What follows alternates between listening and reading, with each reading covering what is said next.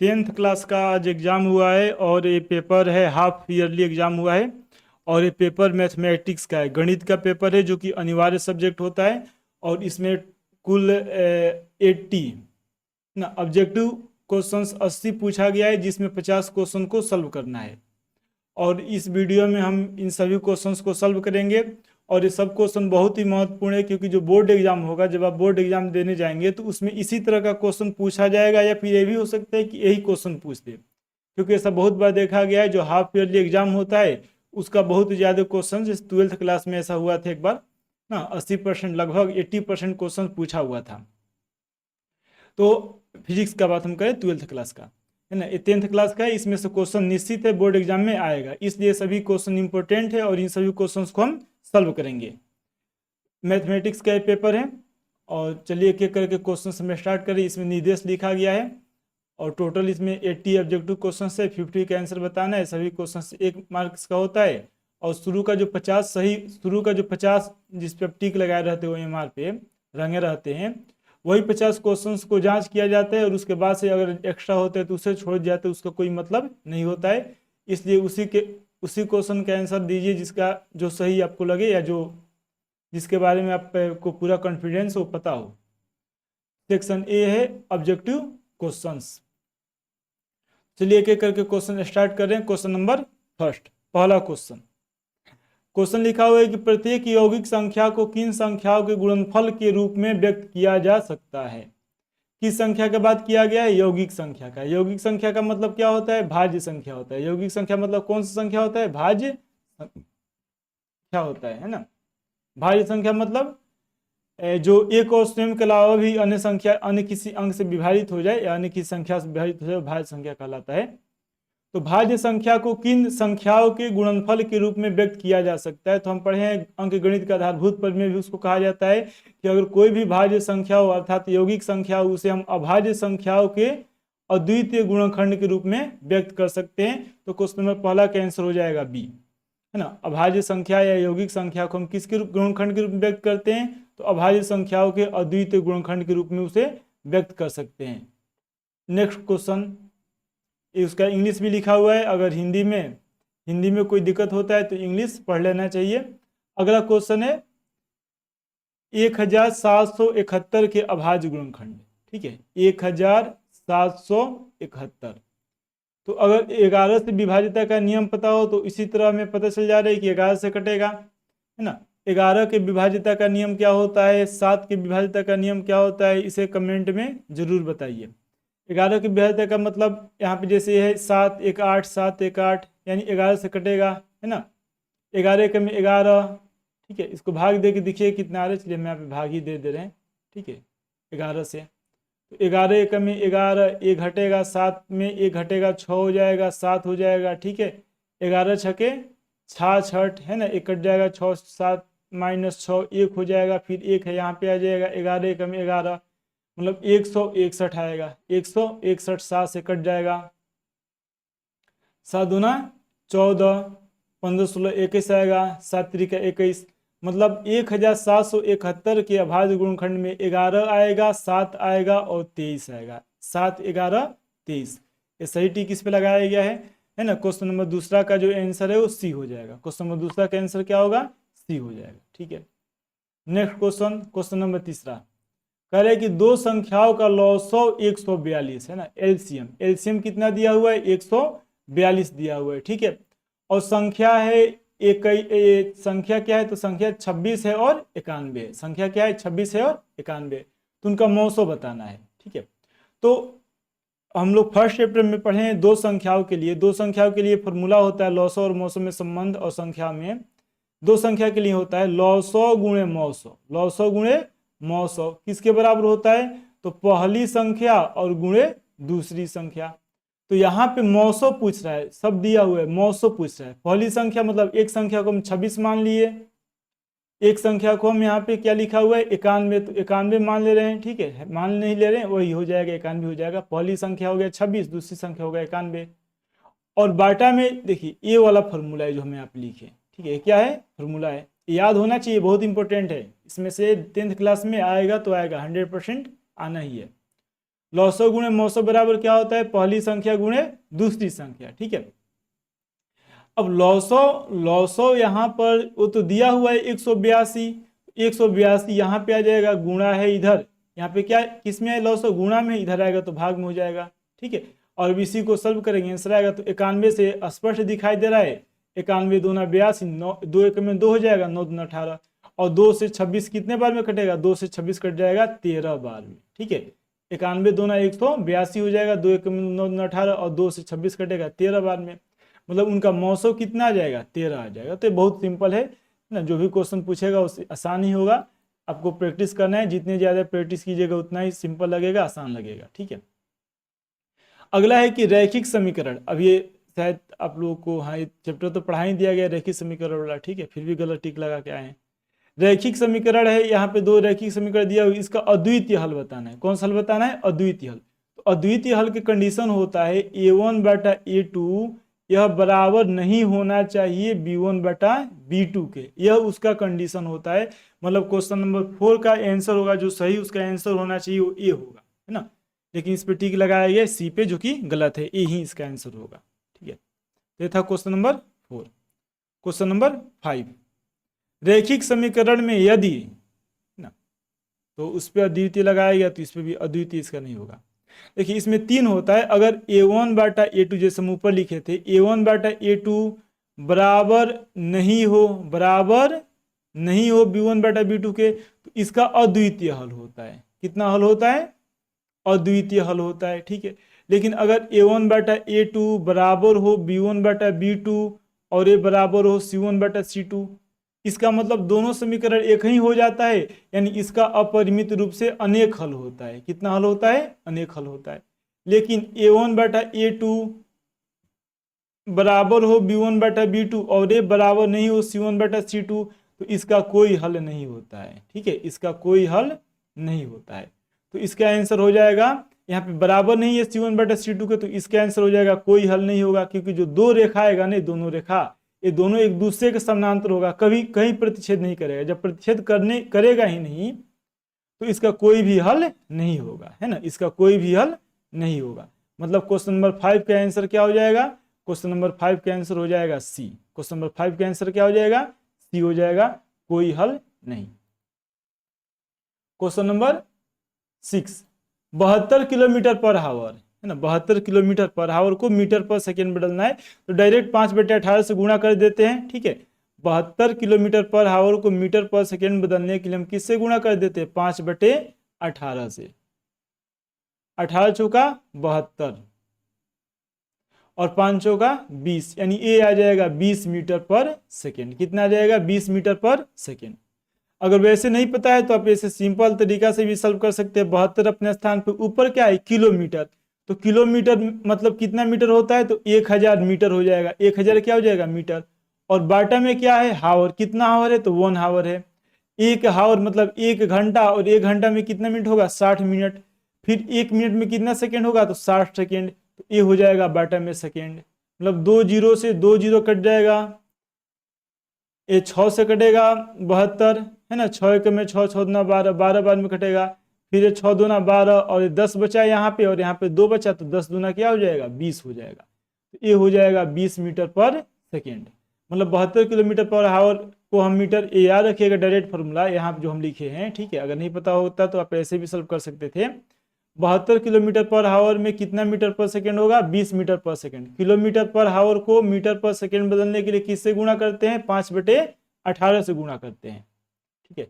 अगला question, question number, ये कौन सा था क्वेश्चन, ठीक है, क्वेश्चन नंबर 6 था।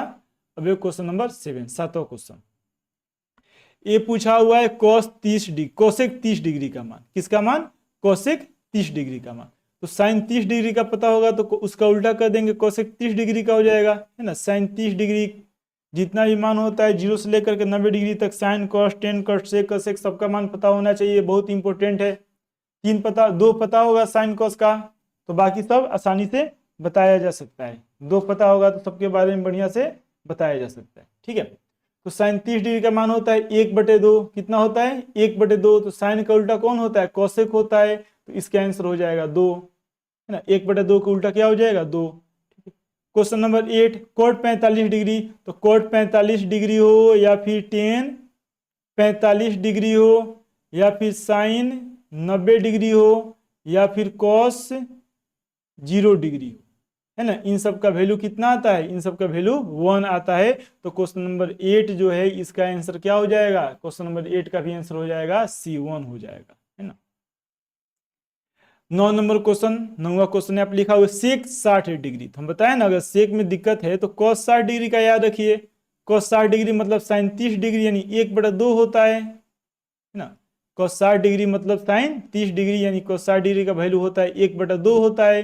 तो सेक कॉस का उल्टा होता है सेक, तो सेक 60 डिग्री का मान कितना हो जाएगा, सेक 60 डिग्री का मान हो जाएगा, सेक 60 डिग्री का मान हो जाएगा √3/2 हो जाएगा। मतलब 9 नंबर क्वेश्चन का आंसर हो जाएगा, नहीं 1/2 है, 1/2 का उल्टा क्या हो जाएगा 2 हो जाएगा। 9 नंबर क्वेश्चन का आंसर हो जाएगा C, क्या हो जाएगा C, 2 हो जाएगा इसका आंसर, है ना। इसमें 2/√3 है जो कि गलत है, ठीक है। 2/√3 यानी √3/2 cos 30 डिग्री का मान होता है। cos कितने डिग्री का मान होता है, cos 30 डिग्री का मान होता है √3/2, ठीक है। sin 30 डिग्री का मान होता है 1/2, है ना। तो ये फॉर्मूला याद होना चाहिए।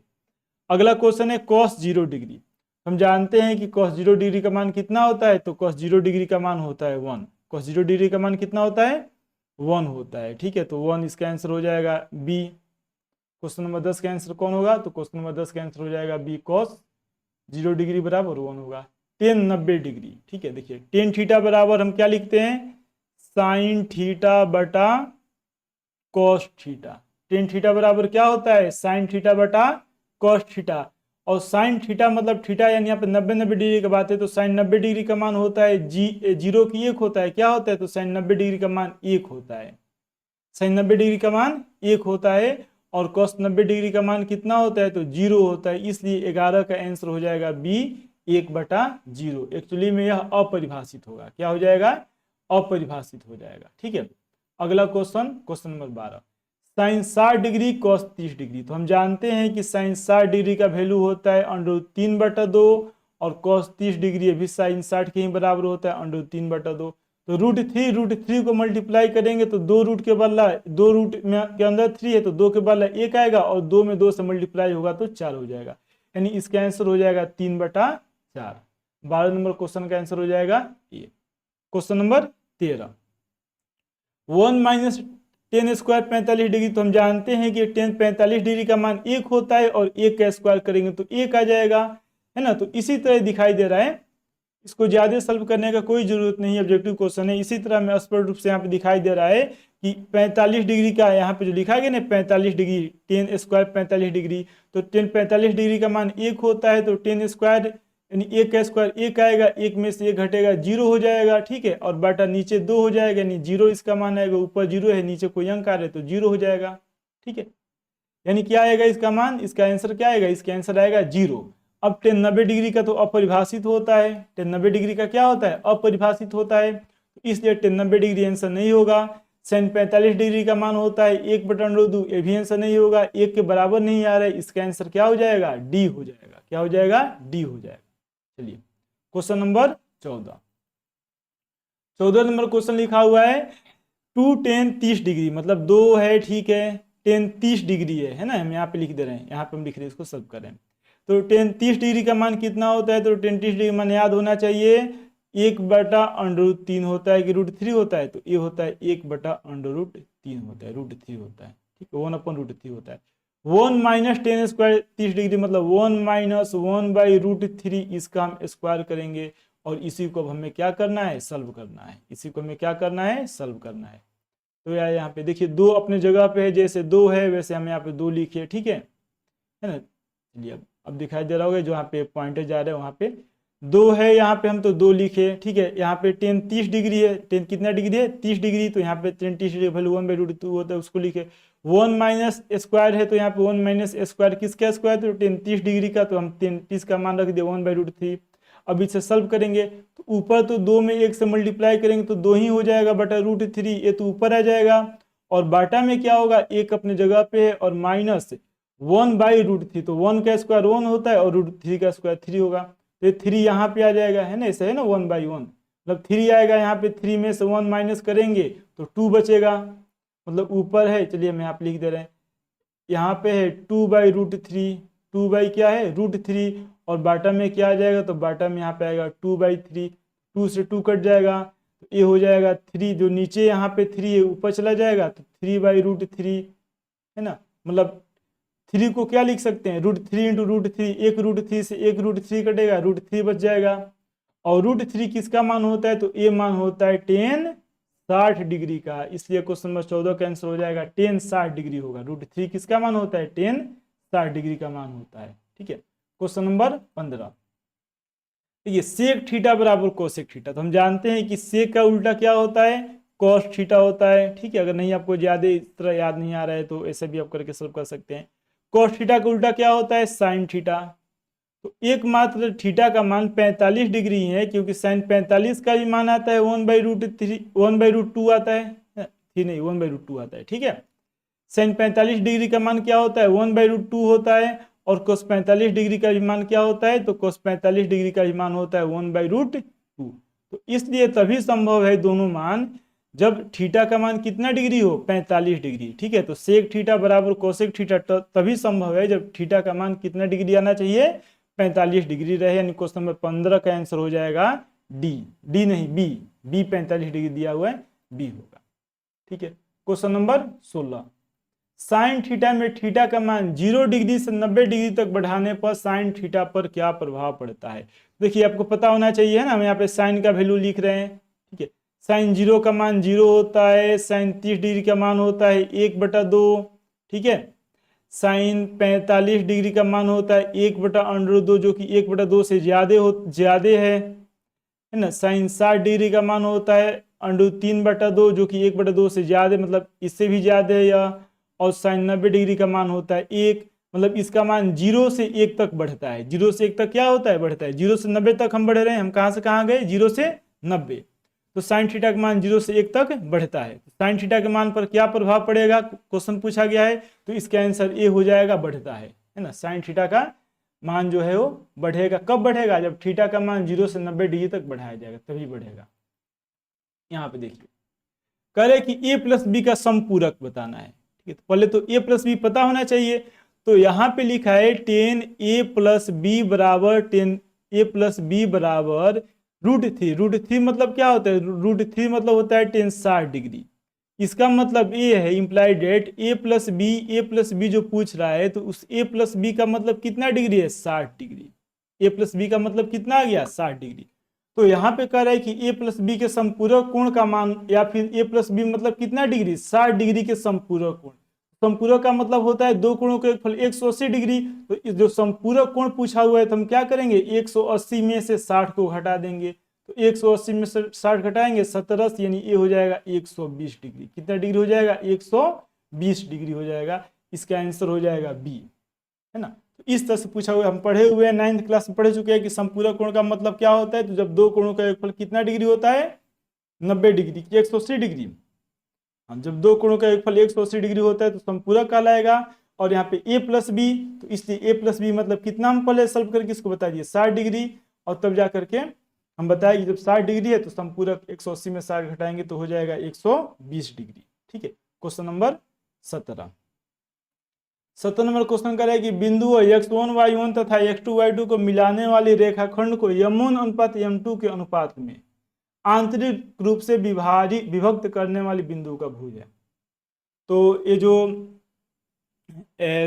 नियामक ज्यामिति जो चैप्टर है उसमें का है क्वेश्चन, और इसका फॉर्मूला क्या होता है आपको याद होना चाहिए, मैं आप लिख रहे हैं। और अगर ये फॉर्मूला नहीं याद है तो इसको याद कर लीजिएगा, क्योंकि इसमें से क्वेश्चन डायरेक्ट एग्जाम में पूछ रहा है इस समय, है ना।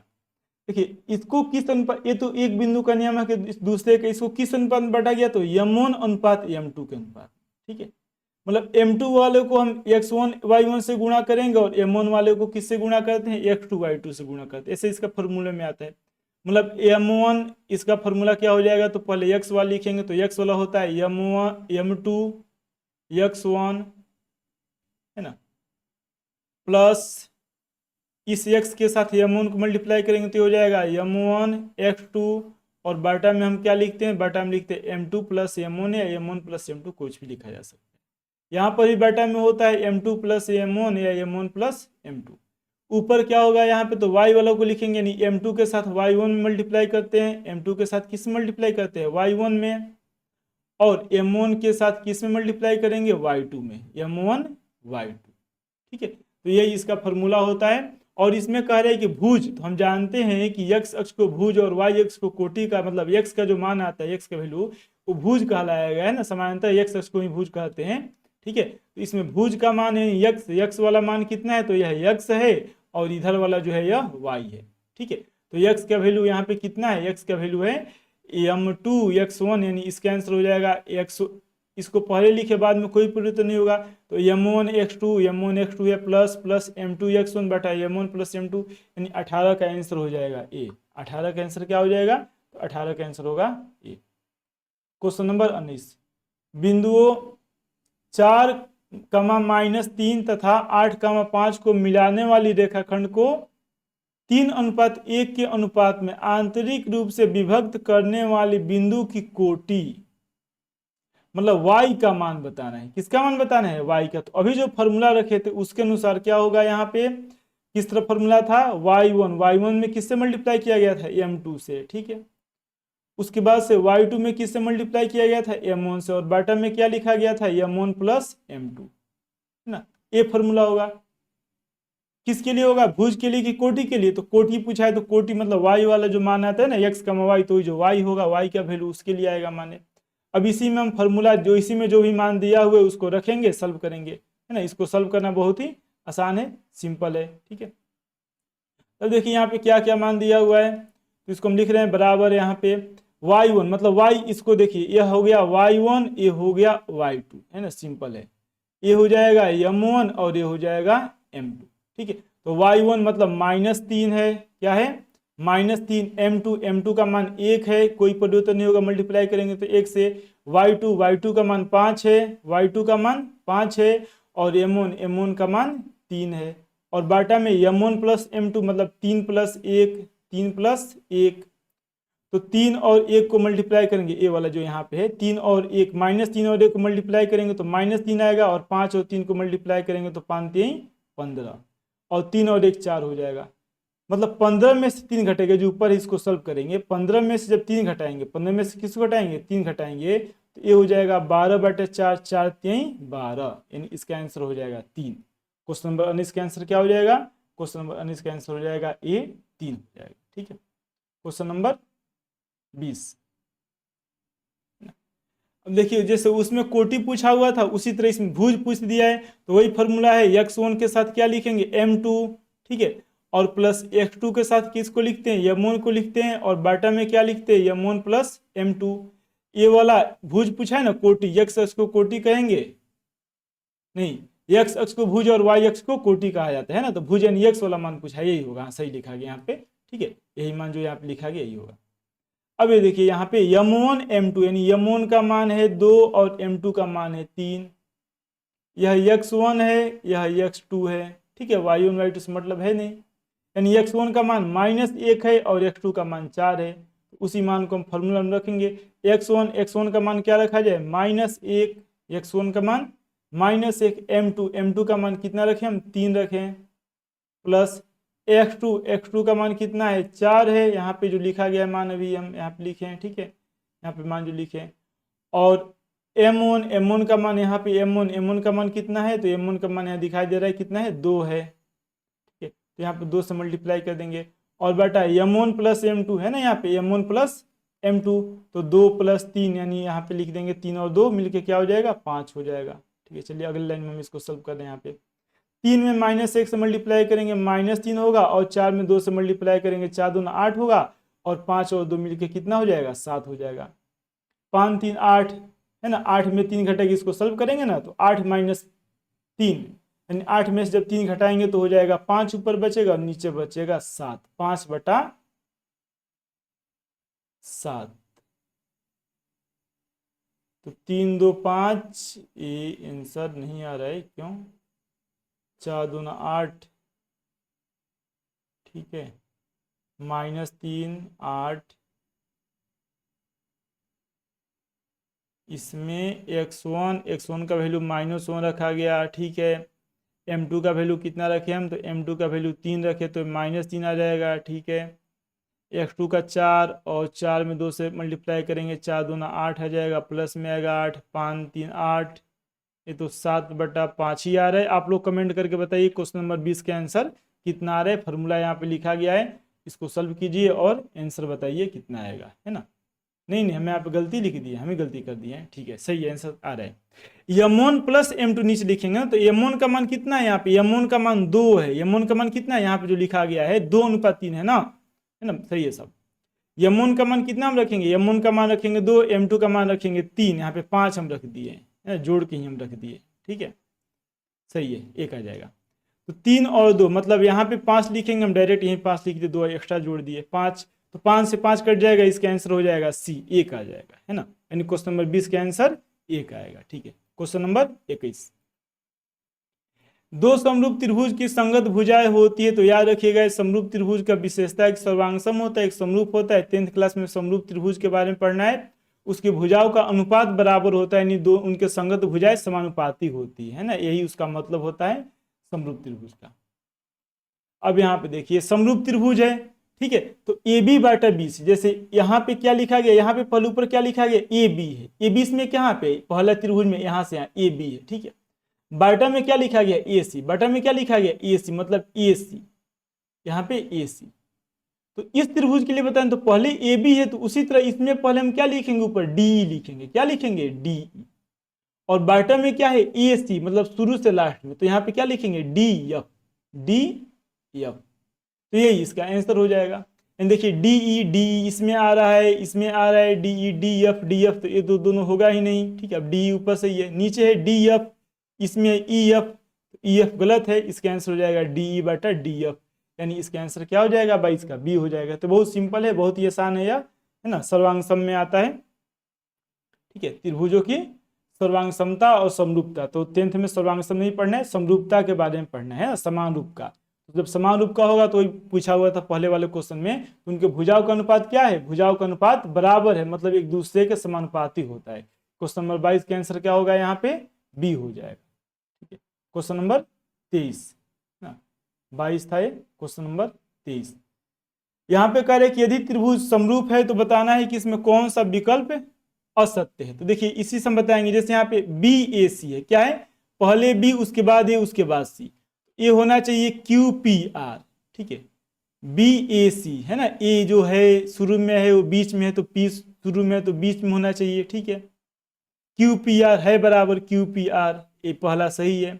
दूसरा है बी ए सी, क्या है, बी ए सी, मतलब शुरू वाला है, बीच वाला है बी, नहीं आप देखिए बी, उसके बाद है ए, उसके बाद सी, बी ए सी, ठीक है, बी ए सी। तो ये किसके बराबर होना चाहिए, अभी जो यहाँ पे आया था क्यू पी आर, जबकि यहाँ पे नहीं है, बी से चालू हुआ है, बी से चालू हुआ है तो क्यू से चालू होना चाहिए ना। इसमें जो बीच वाला है यहाँ पे देखिए, ध्यान दीजिए, जो हम यहाँ पे लिख रहे हैं, जैसे इन दोनों में, ठीक है, यह बी ए सी है, मतलब बी है उसके बाद ए है सी, तो बी यहाँ पे बीच में आया है ना, तो उसी तरह इसमें क्यू पहले आना चाहिए, है ना, जो बीच वाला है वो पहले आया है बी, तो उसी तरह क्यू पहले आना चाहिए, क्यू पी आर होना चाहिए, क्या होना चाहिए, क्यू पी आर, जबकि ये गलत है। तो इसमें असत्य विकल्प मिल गया बी, तो आगे जांच करने का कोई जरूरत नहीं है, चाहे तो हम जांच भी कर सकते हैं, है ना। नेक्स्ट क्वेश्चन, क्वेश्चन नंबर 24, अर्धवृत्त के कोण का मान। तो याद रखिएगा जो अर्धवृत्त होता है ना, वो अर्धवृत्त का कोण समकोण होता है। अगर हम इस तरह का बनाते हैं, जैसे वृत्त हो गया, ठीक है, क्या हो गया, यह वृत्त हो गया, है ना, और इस वृत्त का हम क्या करें, आधा कर दे, वृत्त का हम क्या करें, आधा करें, ठीक है। तो वृत्त का अगर हम आधा करेंगे तो ये हो जाएगा अर्धवृत्त, क्या हो जाएगा, अर्धवृत्त हो जाएगा। और कोई भी इस तरह का त्रिभुज बनाया जाए अर्धवृत्त पे, कहीं पे बनाए, हम यहाँ से इसको मिलाए विकर्ण के लास्ट सिरे से, तो ये जो कोण होता है, कोण हमेशा 90 डिग्री होता है, कोण हमेशा कितना होता है, 90 डिग्री होता है। तो अर्धवृत्त का कोण समकोण होता है, यानी इसका आंसर हो जाएगा क्वेश्चन नंबर 24 का आंसर हो जाएगा सी। ये वृत्त वाले चैप्टर में 9th क्लास में आप पढ़े होंगे, ठीक है। क्वेश्चन नंबर 25, देखिए 25 उसी से आगे क्वेश्चन, यहाँ पर भी क्या बनाया हुआ, कह रहे कि पी क्यू का मान 24 है ना, पी दिखाई दे रहा है यहाँ पे, पी है, और ये वाला क्या है बिंदु क्यू, इसका मान 24 सेंटीमीटर है, ठीक है। पी आर का मान 7 सेंटीमीटर है, पी है यह, और ये वाला आर है। पी आर का मान कितना सेंटीमीटर है? 7 सेंटीमीटर है। ओ क्या है? तो ओ वृत्त का केंद्र है, तो ओ क्यू का मान बताना है, ओ क्यू। ठीक है, देखिए वृत्त का केंद्र है और पी आर वृत्त से जा रहा है, मतलब इधर वाला जो भाग है जो हम लाइन खींच रहे हैं, इसके इस साइड वाला भाग ये अर्धवृत्त बन रहा है। क्या बन रहा है? अर्धवृत्त। और अर्धवृत्त का कोण समकोण होता है, मतलब यहाँ पे 90 डिग्री होगा। कितना डिग्री होगा? 90 डिग्री होगा। ठीक है, 90 डिग्री होगा तो हमें मान उसका बताना है कि कितना आएगा। ये वाला जो समकोण त्रिभुज में कर्ण का मान आ जाएगा। तो यहाँ पे जो Q है और R है, Q और R, ये समकोण त्रिभुज के कर्ण के जैसा कार्य कर रहा है। और ये होगा किसके बराबर? तो 24 का स्क्वायर प्लस 7 का स्क्वायर। ठीक है, किसके बराबर होगा? 24 का स्क्वायर प्लस 7 का स्क्वायर। तो पता होना चाहिए, है ना। कुछ जो पाइथागोरस त्रिक होता है, 5-7 कम से कम 5-6 ऐसे हैं जो आपको पता होना चाहिए। जैसे देखिए, हम जानते हैं कि 24 का वर्ग कितना होता है? 576 होता है। ठीक है, 25 आता है, याद रखिएगा 24 तक 25 होगा। ठीक है, 24 का वर्ग क्या होता है? 576 होता है। 7 का वर्ग होता है 49, 7 और 9 जोड़ेंगे ना तो 24 का वर्ग होता है 576, 7 का वर्ग होता है 49, तो 9 और 6 जोड़ेंगे तो 15 का 5 हासिल 1, 7 1 8 4 12 के 2 हासिल 1, 5 1 6, 625। 625 मतलब किसका वर्ग होगा? 25 का वर्ग 625। तो पी क्यू का मान है 625। पी क्यू क्या है? पी क्यू व्यास है, और इसका जब हम आधा करेंगे, यानी 12 दूना 24 1 25, 12.5 आएगा। जब आधा कर देंगे 25 का तो वो त्रिज्या आएगा, यानी ओ क्यू क्या है? त्रिज्या है ना। तो इसमें भी जो पहले आया था क्वेश्चन कि अर्धवृत्त का कोण समकोण होता है, उसी के सहायता से लिखा गया। और यहाँ पे हम कुछ मान लिख रहे हैं जो कि आप याद कर लीजिएगा, और इसको अभी याद कीजिए, है ना, क्योंकि फिर टाइम मिलने वाला नहीं है। जैसे आपको पता होना चाहिए कि 3 4 5 होता है, मतलब 3 का स्क्वायर 4 का स्क्वायर 5 के स्क्वायर के बराबर होगा। यहाँ पे जो लिखा गया 24 5 कितना होता है? 24 और 7 है ना, 24 7 कितना होता है? 25 होता है। उसी तरह से कुछ और मान है, जैसे 20 21 29 होगा। 20 21 कितना होता है? 20 21 29 होता है। 12 5 13 होता है, मतलब 12 का स्क्वायर प्लस 5 का स्क्वायर किसके स्क्वायर के बराबर होता है? 13 के स्क्वायर के। जिस तरह आप वर्ग याद करते हैं, घन याद करते हैं ना, टेबल पढ़ा याद करते हैं, गिनती, उसी तरह से ये भी याद होना चाहिए। 10th क्लास में आप आ गए हैं, उसी तरह से ये भी याद होना चाहिए। 20 21 29 लिखा गया है। 20 का स्क्वायर प्लस 21 का स्क्वायर बराबर होता है 29 के स्क्वायर के। 15 का स्क्वायर प्लस 8 का स्क्वायर बराबर होता है 7 के स्क्वायर। तो जो यहाँ पे जो यहाँ पे लिखा गया है कितना है? टोटल 5 है। ठीक है, ये पांचों याद कर लीजिएगा, बहुत ही इंपॉर्टेंट है ना। इसके सहायता से हम बहुत ही सिंपल आसानी तरीका से, यानी बिना ज्यादा मेहनत के हम क्वेश्चन का आंसर बता सकते हैं। समय भी कम लगता है, अगर याद रहेगा तो उतना गुणा भाग भी नहीं करना पड़ेगा। अब देखिए यहाँ पे अगला क्वेश्चन, समबाहु त्रिभुज की भुजा की लंबाई दिया हुआ है x, तो इसका ऊंचाई बताना है। ठीक है, समबाहु त्रिभुज मतलब सभी भुजा आपस में बराबर होता है, और समबाहु त्रिभुज का जो ऊंचाई होता है पता होना चाहिए, ऊंचाई और क्षेत्रफल। हम एक उसका लिंक हम इस वीडियो के लास्ट में दे देंगे, पाइथागोरस प्रमेय जो कि त्रिभुज से रिलेटेड चैप्टर है पाइथागोरस प्रमेय। उसमें हम ऑब्जेक्टिव क्वेश्चन सॉल्व किए हैं, और वो सभी क्वेश्चन बहुत इंपॉर्टेंट है, आप लोग उसे एक बार जा करके जरूर देखिएगा, है ना। उसमें भी इसका आंसर बहुत बढ़िया तरीके से बताए हैं। तो इसमें कह रहे हैं कि समकोण त्रिभुज की ऊंचाई, समकोण नहीं, कौन सा त्रिभुज? समबाहु त्रिभुज की भुजा की लंबाई x है, तो ऊंचाई बताएं। तो ये वाला ऊंचाई हो जाएगा, और इसका मान होता है √3/2 गुणे भुजा होता है। भुजा मतलब x यहाँ पे है ना। तो इसका आंसर क्या होगा? √3/2 इंटू x, यानी इसका आंसर बी हो जाएगा। इसका आंसर क्या हो जाएगा? बी। क्वेश्चन नंबर 26 का आंसर क्या होगा? तो क्वेश्चन नंबर 26 का आंसर हो जाएगा बी। कितना होता है? तो √3/2 गुणे भुजा होता है। √3/2 गुणे भुजा होता है ऊंचाई, याद रखिएगा। क्वेश्चन नंबर 27, निम्नांकित में कौन द्विघात समीकरण का उदाहरण नहीं, मतलब द्विघात समीकरण नहीं है ना। उदाहरण नहीं है मतलब क्या हुआ? द्विघात समीकरण नहीं है, बताना इसमें कौन नहीं है। देखिए द्विघात समीकरण मतलब घात 2 होना चाहिए, घात 1 आएगा तो नहीं होगा, घात 2 से ज्यादा आएगा तो नहीं होगा। जैसे इसमें देखिए अधिकतम पावर तो एक्स स्क्वायर इधर आएगा, स्क्वायर करेंगे तो जो पावर 2 वाला आएगा तो एक ही आएगा एक्स स्क्वायर, बाकी कहीं एक्स स्क्वायर आएगा नहीं, मतलब ये कटने वाला है नहीं, मतलब ये द्विघात है। कौन सा समीकरण है? द्विघात समीकरण है। यहाँ पे देखिए इधर आ जाएगा x के पावर 3 आएगा, एक ही बार आएगा, क्यों करेंगे x का तो x के पावर 3 आएगा। दो x है और स्क्वायर, तो स्क्वायर और x के पावर 1 है, मल्टीप्लाई यहाँ पे है तो 2 और x के पावर 2 और 1 मिलके 3 हो जाएगा।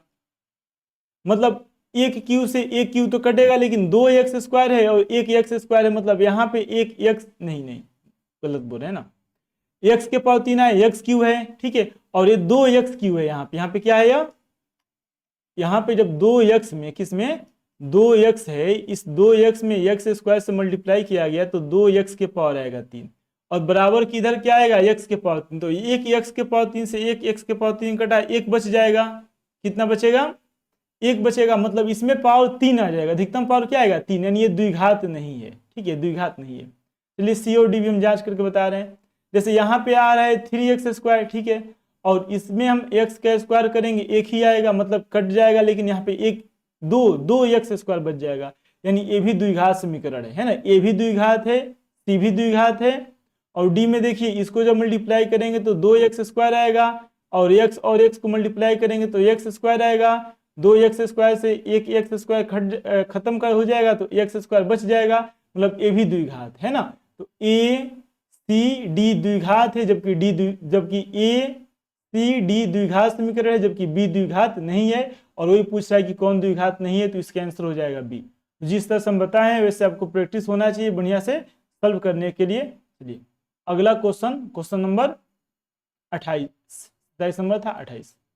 चर x में x square plus b x plus c एक द्विघात समीकरण है। देखिए द्विघात समीकरण होता है उसको अगर हम ऐसे लिख रहे हैं a x square plus b x plus c, अभी आए थे इसके ऊपर द्विघात बहुपद, द्विघात समीकरण ही था, हाँ द्विघात समीकरण ही था। तो द्विघात समीकरण का मतलब क्या है कि अधिकतम घात 2 होना चाहिए। द्विघात समीकरण का मतलब क्या है, जो मैक्सिमम घात है, मैक्सिमम पावर है, वो कितना होना चाहिए, 2 होना चाहिए। अब इसमें कंडीशन ये होता है कि 2 रहे, मतलब इससे ज्यादा नहीं है, 2 तक यहाँ पे लिखा हुआ ही है। अगर a का वैल्यू 0 हो जाए, a का वैल्यू क्या हो जाए 0, तो 0 में मल्टीप्लाई करेंगे तो जो x स्क्वायर वाला टर्म है, कौन सा पद है, x स्क्वायर वाला जो यहाँ पे पद लिखा गया है, ये पूरा का पूरा पद ही क्या हो जाएगा, गायब हो जाएगा। x स्क्वायर वाला पूरा का पूरा पद ही गायब हो जाएगा, इन द्विघात बचेगा नहीं। इसलिए जब द्विघात समीकरण को हम इस तरह से लिखते हैं, उसका व्यापक रूप, तो उसमें लिखते हैं लास्ट में कि a का वैल्यू 0 के बराबर नहीं होना चाहिए, यानी इसका आंसर हो जाएगा बी। a का वैल्यू 0 के बराबर नहीं होना चाहिए, अगर 0 के बराबर हो गया तो क्या होगा, तो 0 के बराबर हो गया तो x स्क्वायर गायब हो जाएगा, द्विघात बचेगा ही नहीं, यानी क्वेश्चन नंबर 28 का आंसर ए नहीं होगा, क्वेश्चन नंबर 28 का आंसर कौन होगा, बी हो जाएगा। ठीक है, क्वेश्चन नंबर 29 नंबर क्वेश्चन है, गुणनखंड निकालना है यहाँ पे ना, 29 हो गया, 30 हो गया, इसका गुणनखंड निकालना है।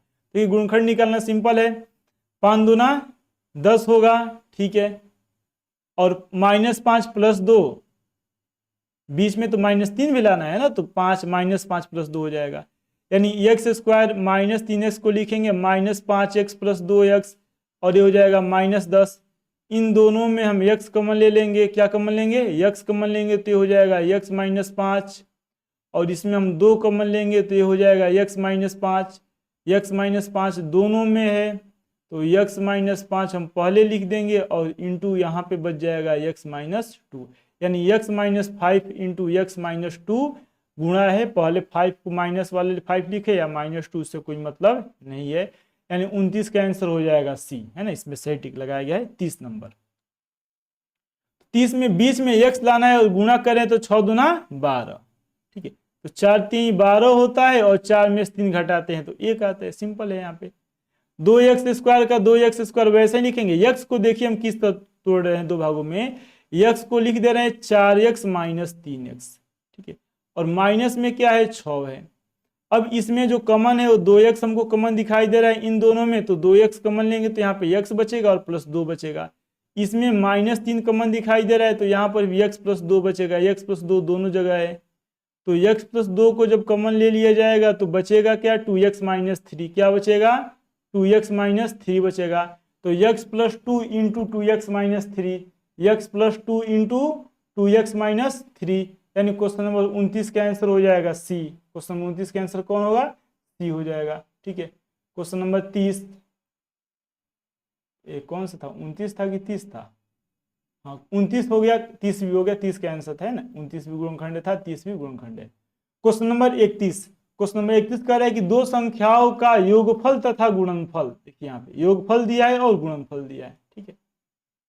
मतलब दो संख्या है, मान लीजिए कि ए है बी है, अगर उसको जोड़ेंगे तो 27 आएगा।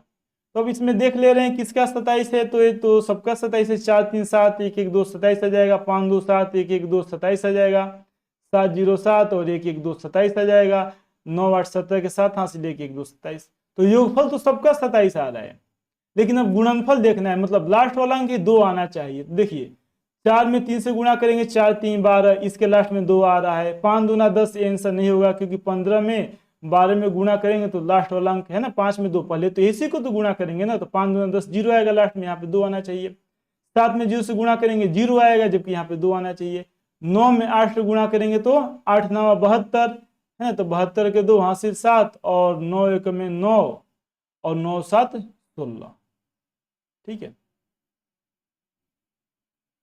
ना। या फिर अगर 18 का पढ़ा आपको याद हो तो कमेंट में उसको लिखिए, बताइए 18 में 9 से मल्टीप्लाई करेंगे तो कितना आएगा। ए इसका आंसर नहीं होगा, क्योंकि गुणा करने पे 182 नहीं आता है ना। 18 का पढ़ा जब 9 बार हम पढ़ते हैं, 18 के पढ़ा कितने बार पढ़ते हैं, 9 बार पढ़ते हैं, तो 182 नहीं आता है, ठीक है। इसका आंसर 182 नहीं आ पाएगा, इसलिए डी भी नहीं होगा। इसका आंसर हो जाएगा सी। देखिए ऐसा ही 14 में 3 से गुणा करेंगे, 14 3 42 के 2 हासिल 4 हो गया, कैरी कितना हुआ हासिल 4 हो जाएगा, ठीक है। 14 1 में 14 और 14 4 18, यानी ये हो जाएगा 120। तो क्वेश्चन नंबर 31 का आंसर क्या होगा, क्वेश्चन नंबर 31 का आंसर हो जाएगा ए। क्वेश्चन नंबर 31 का आंसर क्या हो जाएगा, क्वेश्चन नंबर 31 का आंसर हो जाएगा ए, 100 यानी 13 और 14 अंक है, ठीक है।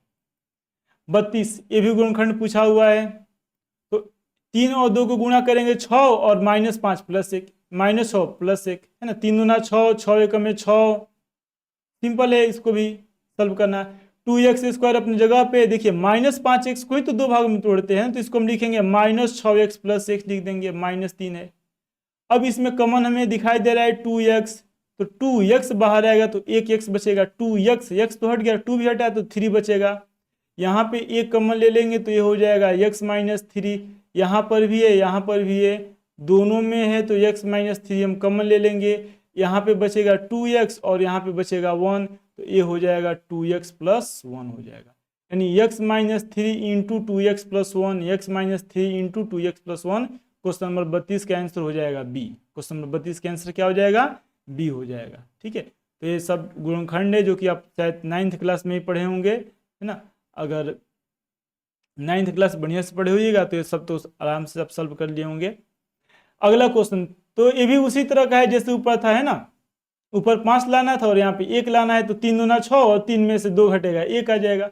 मतलब 2x² का 2x² लिखे, इसी को तो दो भागों में तोड़ना होता है ना। तो देखिए उसको हम किससे लिख रहे हैं, -3x + 2x लिख रहे हैं। क्या लिख रहे हैं, -3x + 2x, और -3 है।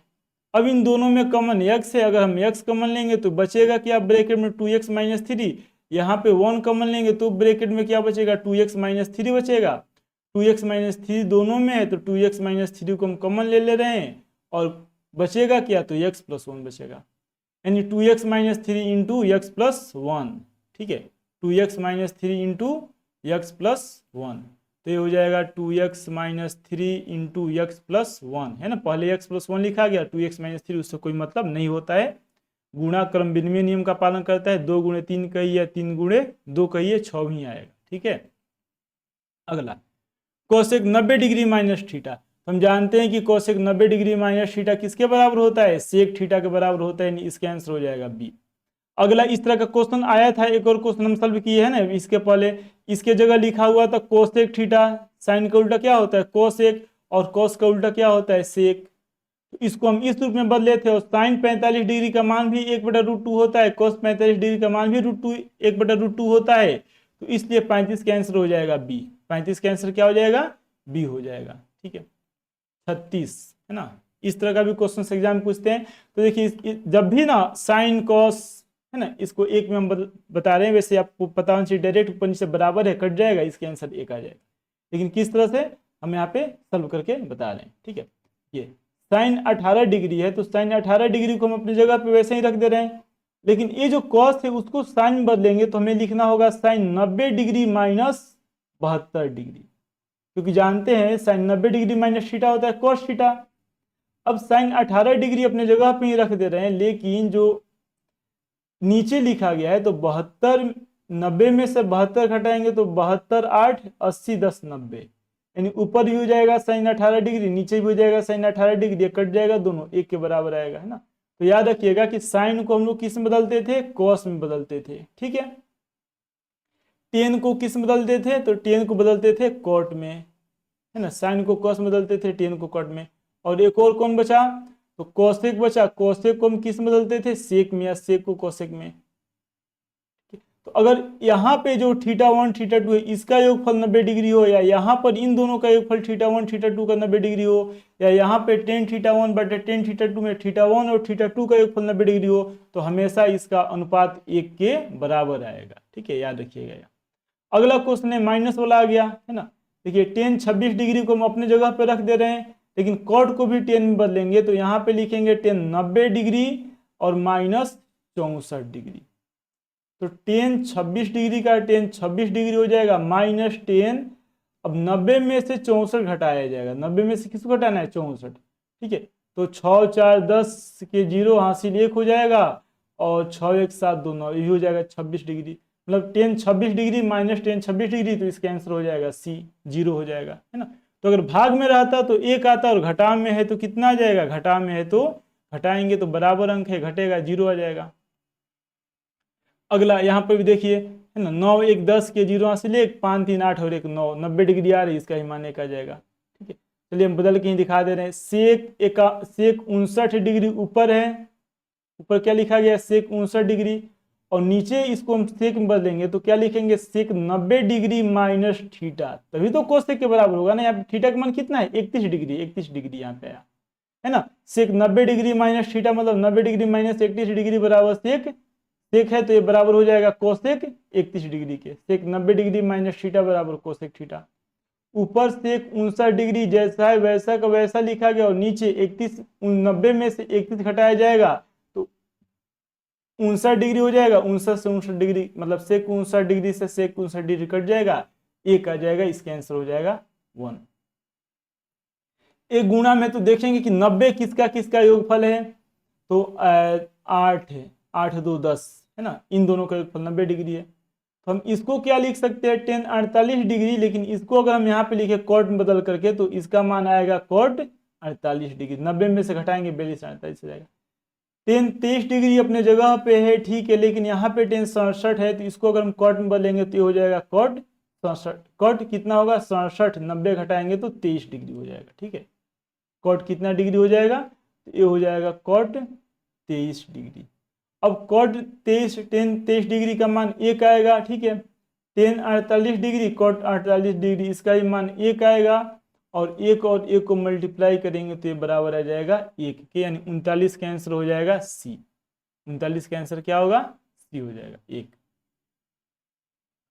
क्वेश्चन नंबर 40, यदि दो कोणों का योगफल 90 डिग्री हो तो वे एक दूसरे के पूरक कोण कहलाते हैं। 180 डिग्री होगा तो क्या कहलाएगा, समपूरक कोण कहलाएगा। तो यहाँ पर 90 डिग्री ही पूछा हुआ है, तो इसका आंसर हो जाएगा बी, पूरक कहलाते हैं। एक दूसरे को कौन से कोण कहलाते हैं, पूरक कोण कहलाते हैं, ठीक है। क्वेश्चन नंबर 41, वैसी संख्याएं जिनका दशमलव प्रसाद शांत न हो और न आवर्ती, ठीक है। वैसी संख्याएं जिनका दशमलव प्रसाद शांत भी न हो और आवर्ती भी ना हो, तो बताना है कि क्या कहलाएगा, ठीक है। वैसी संख्या जिनका दशमलव प्रसाद न शांत हो और न आवर्ती, मतलब शांत भी नहीं है और आवर्ती भी नहीं है। शांत होता तो परिमेय होता, अशांत हो गया तो परिमेय अपरिमेय दोनों हो सकता है। परिमेय तभी होगा जब आवर्ती हो, लेकिन आवर्ती भी नहीं है, न आवर्ती, आवर्ती भी नहीं है, शांत भी नहीं है, यानी उसका आंसर होता है अपरिमेय संख्या, है ना। अपरिमेय संख्या का असली मतलब यही होता है कि न तो शांत होता है और न ही आवर्ती होता है, न तो शांत होता है और न ही आवर्ती होता है। क्वेश्चन नंबर 42, क्वेश्चन नंबर 42, यहाँ पे है a plus B into A minus B. तो A plus B into A minus B बराबर क्या होता है, A square minus B square. यहाँ पे एक जगह क्या लिखा हुआ है, एक जगह 3 लिखा है तो हो जाएगा 3 का स्क्वायर, माइनस बी, बी की जगह क्या लिखा है 2√2, तो 2√2 का स्क्वायर होगा। 3 का स्क्वायर 9 होता है, 2 का स्क्वायर क्या होगा 4, और √2 का स्क्वायर 2 हो जाएगा, है ना, रूट कट जाएगा स्क्वायर से, लेकिन 2 का स्क्वायर 4 होगा। तो 4 दूना 8, 9 में से 8 घटेगा, कितना हो जाएगा 1। तो सिंपल है, परिमेयकरण में 9th में ऐसा बहुत क्वेश्चन आप सॉल्व किए होंगे। इसका आंसर हो जाएगा 1D। क्वेश्चन नंबर 43, निम्नलिखित में कौन अपरिमेय संख्या नहीं है। अपरिमेय संख्या नहीं आया, अपरिमेय भी आया नहीं भी आया, मतलब परिमेय संख्या है। कौन परिमेय है, तो यह भी अपरिमेय है, ये भी अपरिमेय है, ये भी अपरिमेय है, √9 परिमेय है। √9 मतलब 3, जो कि परिमेय हो जाएगा। ठीक है, तो इसलिए इसका आंसर क्या आ जाएगा, इसका आंसर आ जाएगा सी। वैसे भी आप देख सकते हैं कि ये भी रूट में है, एक जैसा है सब, है ना, सब अपरिमेय है, तो बाकी जो अलग बचता है वही इसका आंसर हो जाएगा। ठीक है, तो 43 का आंसर हो जाएगा सी। क्वेश्चन नंबर 44, यदि द्विघात समीकरण का विवेचक शून्य हो तो मूलों की प्रकृति, याद रखिएगा, वास्तविक होता है और समान होता है ना। इसका आंसर होगा बी, वास्तविक होता है और समान होता है। ठीक है, क्यों ऐसा होगा, क्योंकि मूल का हम जानते हैं कि x बराबर क्या लिखते हैं, -b प्लस माइनस √d, मतलब b² माइनस 4ac/2 है। और जब यही 0 आ जाएगा तो +0 -0, इसका मान क्या आएगा, केवल -b पर बचेगा, नीचे 2 है, मतलब अल्फा का ही मान यही है, बीटा का ही मान यही है ना, अल्फा का ही मान यही है और बीटा का ही मान यही है। ठीक है, इसलिए इसका आंसर हो जाता है कि मूलों जो होगा, मूलों का प्रकृति वो वास्तविक तो होगा ही होगा, और साथ में क्या होगा, समान होगा। ठीक है, वास्तविक होगा और समान होगा। अगला क्वेश्चन, क्वेश्चन नंबर 45, विवेचक बताना है। तो विवेचक का फॉर्मूला यहाँ पे, जैसे हम इसका तुलना करते हैं, कोई भी इक्वेशन दिया होता है, द्विघात समीकरण हो या बहुपद हो, तो ax² + bx + c से, अगर बहुपद होगा तो बराबर 0 लगा देंगे तो समीकरण हो जाएगा। तो इसमें इसका विवेचक बताना है। विवेचक को हम सामान्यतः डी से दर्शाते हैं, ये होता है b² - 4ac के बराबर। अब b का मान यहाँ पे क्या है, तो तुलना करें, यहाँ पे b मतलब x का कोफिशिएंट -3 है, तो ये हो जाएगा -3 का स्क्वायर b² -4, a का मान क्या है, तो शुरू में a का मान 2 है, c का मान अक्षर पद लास्ट में 5 है, तो माइनस का स्क्वायर प्लस होगा, 3 का स्क्वायर 9 हो जाएगा, माइनस है तो माइनस होगा, 5 दूना 10 और 10 चौका 40 हो जाएगा। तो 40 में से 9 घटाएंगे, मतलब ये हो जाएगा 31, लेकिन -40 + 9 है तो -31, इसका आंसर हो जाएगा बी हो जाएगा ना। क्वेश्चन नंबर 45 का आंसर हो जाएगा बी। क्वेश्चन नंबर 46 ना, 46, ये 46 नंबर क्वेश्चन क्या कह रहा है, क्वाड्रेटिक इक्वेशन है और ए का मान नहीं है। ठीक है, तो डिस्क्रिमिनेंट, वही विवेचक इसका पूछा हुआ है, तो विवेचक क्या होता है, b² - 4ac। देखिए कितना अच्छा क्वेश्चन है, क्या होता है b² - 4ac। कई बार क्या होता है ना, a b c का मान, जैसे यहाँ पे a की जगह तो a है, ठीक है, फॉर्मूला का भी है, इसमें भी दिया है, b की जगह भी b है, c का भी मान c ही है ना। कई बार क्या होता है a b c को आपस में बदल देता है, तो उस समय आंसर पहचानने में कठिनाई होने लगता है। ठीक है, मतलब वहां पे हम a b c का मान, a का मतलब x² के गुणांक है ना, a का मतलब क्या, x² गुणांक, यहाँ पे जो ये आया है, यहाँ पे b है, इसका मतलब क्या है, x के गुणांक है ना, वो a b c कुछ भी दे सकता है। सी का मतलब अचर पर जो लास्ट में है, ए भी ए बी सी कुछ भी रह सकता है, तो रूट में नहीं आता है, केवल b² - 4ac होता है, यानी इसका आंसर हो जाएगा 46 का आंसर हो जाएगा B. 47, sec² theta - tan² theta का मान 1 होता है, cosec² थीटा - cot² थीटा का मान 1 होता है, इसलिए 47 का आंसर हो जाएगा डी, जबकि इसका मान 1 नहीं होता है, ऐसा हम कोई फॉर्मूला ही नहीं पढ़े हैं अभी तक, है ना, ए बी सी के जैसा कोई फॉर्मूला नहीं पढ़ा गया। 48 नंबर क्वेश्चन, ये कितना अच्छा क्वेश्चन है, 1 + tan² बटा 1 + cot² है, तो ऊपर जैसा है ना tan² हम वैसा ही रहने दे रहे हैं। ठीक है, अब जो बॉटम है उसको हम देखिए किस तरह बता रहे हैं, 1 अपनी जगह पे, लेकिन tan cot को क्या लिख सकते हैं, tan 1/tan, स्क्वायर में तो ये हो जाएगा 1/tan² है। ठीक है, अब ऊपर जैसा है मतलब 1 + tan² है वैसा ही रहेगा, और बॉटम में क्या हो जाएगा, तो ये जो है 1 बटा यहाँ पे है, मतलब इन दोनों का मल्टीप्लाई हम करेंगे तो tan² होगा, क्या होगा, tan² है ना, और 1 से इस मल्टीप्लाई करेंगे तो ऊपर यहाँ पे आ जाएगा tan² + 1 और बटा tan² है, तो अंश बटा हर है ना, अंश ऊपर है और नीचे बटा में हर है, तो ये दोनों तो कट जाएगा, और ऊपर सबसे ऊपर कौन चला जाएगा, तो सबसे ऊपर चल जाएगा tan² है, यानी इसका आंसर हो जाएगा, क्वेश्चन नंबर 48 का आंसर हो जाएगा tan²। क्वेश्चन नंबर 48 का आंसर क्या हो जाएगा, टेन स्क्वायर ए हो जाएगा। ठीक है। 49, तो इस तरह का जब भी क्वेश्चन आएगा, जैसे इसमें 9 है, 9 है तो 9 दोनों में, अगर हम 9 कॉमन ले लेंगे तो बचेगा यहाँ पे क्या, sec square A minus tan square A, यानी sec square theta minus tan square theta का मान 1 होता है। तो 9 तो शुरू में है ना, मतलब 9 में 1 से मल्टीप्लाई करते हैं तो क्या आ जाएगा, 9 आ जाएगा। साइन ए, तो हम जानते हैं कि साइन स्क्वायर थीटा है ना, पढ़े ना ऐसा फॉर्मूला, इसके लिए हम बता रहे हैं 50 वाले के लिए। Sign square theta plus cos square theta बराबर 1 होता है, कोस स्क्वायर उधर जाएगा तो माइनस कोस स्क्वायर हो जाता है, मतलब साइन थीटा बराबर क्या होता है, √1 माइनस कोस स्क्वायर थीटा होता है, √1 माइनस कोस स्क्वायर थीटा। ये सब फॉर्मूला जितना भी है त्रिकोणमिति का उसे याद रखिए, बहुत इंपॉर्टेंट है। क्वेश्चन नंबर 51, देखिए भी बहुत आसान है सॉल्व करना, बहुत बढ़िया क्वेश्चन है। पहले इसको हम लिख रहे हैं, उसको वैसे ही छोड़ दें। सेक को हम क्या लिख सकते हैं, 1/cos ए। सेक ए को क्या लिखा गया, 1/cos। जब फॉर्मूला याद रहेगा तभी जाकर के पता चलेगा कहाँ पे कौन सा फॉर्मूला लगाना है, किस तरह सॉल्व करना है। टेन ए की जगह हम क्या लिखेंगे, तो टेन ए की जगह हम लिखते हैं, ऊपर हो जाएगा साइन ए, ऊपर क्या हो जाएगा, साइन ए, और बॉटम में हम क्या लिखेंगे, कॉस ए। ठीक है। ए किसका मान लिखा गया, तो ए मान लिखा गया सेक ए प्लस टेन ए का, मान किसका लिखा गया, सेक ए प्लस टेन ए का, और इनटू में क्या है, 1 माइनस साइन ए है, 1 माइनस साइन ए है। ठीक है, 1 माइनस साइन ए।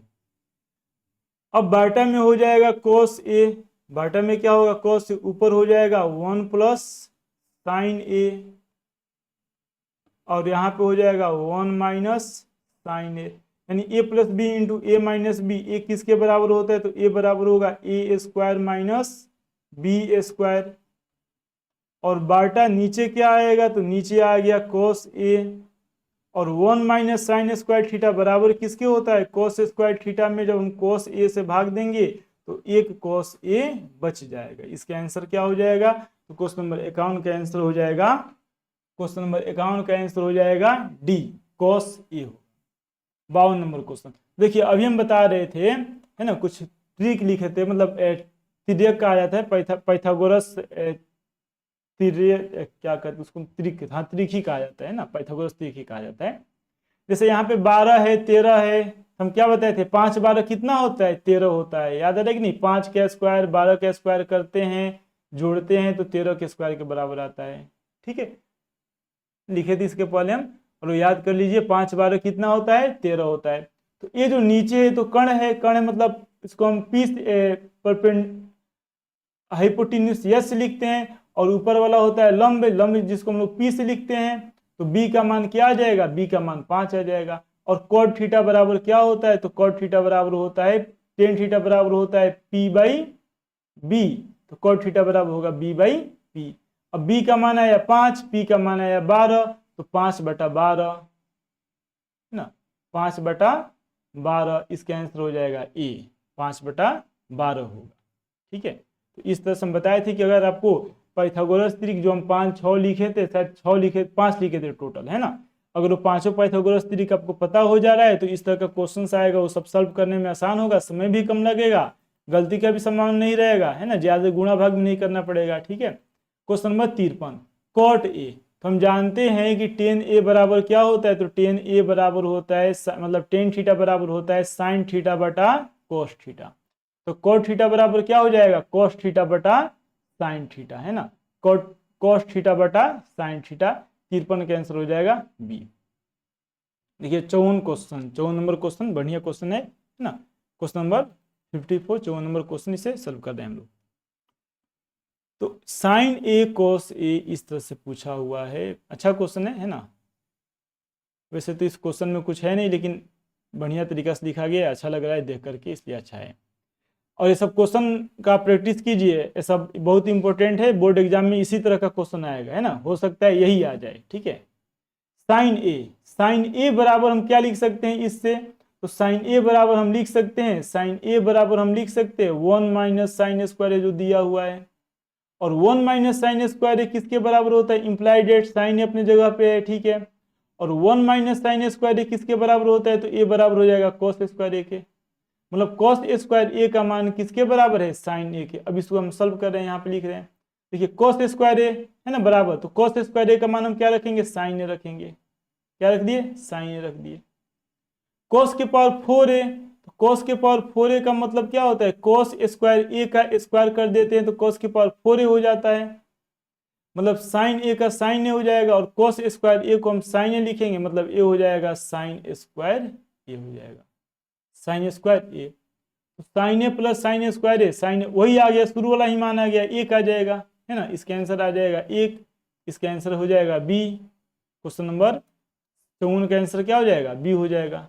ठीक है, तो बढ़िया क्वेश्चन, इसको प्रैक्टिस कीजिए, सॉल्व कीजिए। ठीक है, किस तरह से हम सॉल्व किए हैं, तो साइन ए बराबर लिख दिए, जो दिया हुआ है उधर जाएगा साइन स्क्वायर ए, तो हो जाएगा 1 माइनस साइन स्क्वायर ए, और ये बराबर हो जाएगा cos स्क्वायर ए के, साइन ए बराबर हो जाएगा वो cos स्क्वायर ए। ठीक है, अब यहाँ पे cos स्क्वायर ए जो है उसका मान साइन ए रख दिए, साइन के रूप में बदल रहे हैं। cos के पावर 4 है तो 4 है मतलब स्क्वायर होगा, अगर इसका ये स्क्वायर करेंगे यहाँ पे, ये जो साइन ए है साइन ए का स्क्वायर करेंगे तो cos स्क्वायर ए का भी स्क्वायर होगा, cos स्क्वायर ए का स्क्वायर करेंगे तो cos के पावर 4a हो जाएगा, जो कि यहाँ पे, तो cos के पावर 4a को हम लिखेंगे साइन स्क्वायर ए, जिसको हम यहाँ पे लिखे हुए हैं साइन स्क्वायर ए। साइन ए प्लस साइन स्क्वायर ए का मान 1 है तो इसका मान 1 आ जाएगा, है ना। क्वेश्चन नंबर 54 था। Question number 55, tan A plus cot A बराबर 5 टेन, तो इसका दोनों तरफ में स्क्वायर करेंगे, अगर स्क्वायर करेंगे तो टेन स्क्वायर ए हो जाएगा। ठीक है, मतलब थीटा है, कॉट स्क्वायर क्या हो जाएगा, theta, plus 2 tan theta into cot theta, 2 tan theta into cot theta बराबर 5 है, 5 का स्क्वायर 25 होता है, इधर प्लस 2 है, कितना हो जाएगा, टेन कॉट उल्टा होता है 1 आ जाएगा, तो बचेगा क्या, यहाँ पे इम्प्लाइड रेट हम यहाँ लिख रहे हैं, बच जाएगा tan square theta plus cot square theta, क्या बच जाएगा, tan square theta plus cot square theta बराबर किसके आएगा, तो इधर तो 25 है, क्या है 25, और यहाँ पे प्लस 2 है, क्या है यहाँ पे प्लस 2, जब उस साइड हम लेकर के जाएंगे तो -2 होगा, तो 24 25 25 में से 2 घटेगा तो हो जाएगा 23, कितना हो जाएगा 23। क्वेश्चन नंबर 55 का आंसर हो जाएगा ए 23। क्वेश्चन नंबर 56, 56 नंबर क्वेश्चन है, यदि टेन ए बराबर √3, तो हम जानते हैं कि टेन ए बराबर √3 मतलब कितना, टेन 60 डिग्री का मान ही तो √3 होता है ना। कहने का मतलब है कि थीटा का मान हमें पहले बताएंगे इस तरह के क्वेश्चन में, टेन थीटा मतलब थीटा यानी कितना डिग्री, 60 डिग्री, तो यहाँ पे सेक थीटा, थीटा यानी कितना डिग्री, 60 डिग्री पूछा हुआ है, तो सेक 60 डिग्री मतलब कॉस 60 डिग्री का उल्टा, और कॉस 60 डिग्री का मान कितना होता है, तो कॉस 60 डिग्री का मान होता है साइन 30 डिग्री के बराबर, है ना, यानी 1/2 होता है, क्या होता है 1/2 होता है, यानी इसका मान हो जाएगा 2/1 यानी 2 हो जाएगा, क्या हो जाएगा इसके आंसर 2 हो जाएगा।